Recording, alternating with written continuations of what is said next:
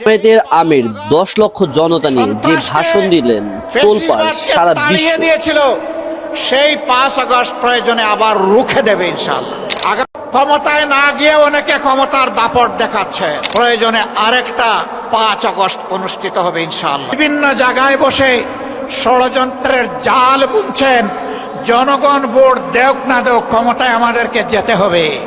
অনেকে আমাদের banner, festoon, placard, আমাদের পোস্টারগুলো ছিঁড়ে খান করে ফেলছে।